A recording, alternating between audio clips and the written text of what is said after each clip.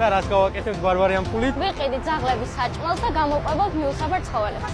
პოპკორნის დამსახურებით საინტერესოა, რამდენ ძაღლს გამოვყვებავთ 300 ლარად. მიდი ეგრე ჩემი კულინარი გოგო ვინ არის?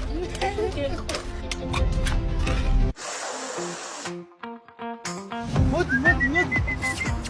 ლოქი. დასაყოლებოდი. პირველი ძაღლების ვიპოვეთ, თუმცა მათი მოშინაურება ცოტა გაგუჭირდა. ამას მოვიდა უფრო ის სწორდება, ჭამანაგდა. მოდი. ძაღლმა მადლობა ასე გადაგვიხადა. როგორც ჩანს, სნიანი უნდოდა.